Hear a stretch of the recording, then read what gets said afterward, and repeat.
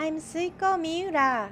Today I will write hiragana, which means cool. Today I'm going to talk about the key points of writing. First, Su rewrites the strings of the brush. The rounded part of Su makes the brush flow to reduce the pressure. I will also write the dot carefully. The shi is written smoothly.